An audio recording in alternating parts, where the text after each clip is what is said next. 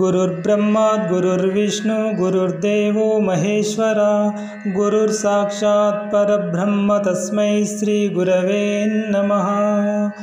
ॐ अखण्डमण्डलाकारं व्याप्तं येन चराचरं तत्पदं दर्शितं येन तस्मै श्री गुरवे नमः। ॐ अज्ञानतिमिरान्धस्य ज्ञानाञ्जनशलाकया चक्षुर्मीलितं येन तस्मै श्री गुरवे नमः। ॐ स्थावरं जङ्गमं व्याप्तं येन कृष्णं चराचरं तत्पदं दर्शितं येन तस्मै श्री गुरवे नमः।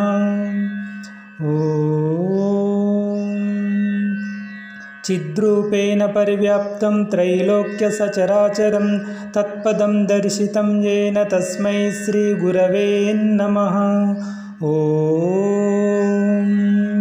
सर्वश्रुतिशिरोरत्नसमुद्भासितमूर्तये वेदान्ताम्बुजसूर्याय तस्मै श्री गुरवे नमः। ॐ गुरुरादिरनादिश्च गुरुः परमदैवतं गुरो परतरं नास्ति तस्मै श्री गुरवे नमः। ॐ मन्नाद श्री जगन्नाथ मद्गुरु श्री जगद्गुरु ममात्मा सर्वभूतात्मा तस्मै श्री गुरवे नमः। ॐ न गुरोरधिकं तत्त्वं न गुरोरधिकं तपः तत्त्वज्ञानात् परं नास्ति तस्मै श्री गुरवे नमः। ॐ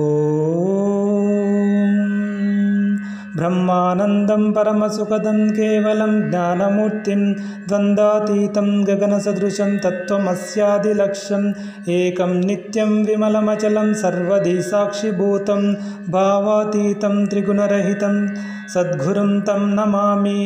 ॐ मूकं करोति वाचालं पङ्गुं लङ्घयते गिरिं यत्कृपातमहं वन्दे परमानन्दमाधवम्। हरिः ॐ।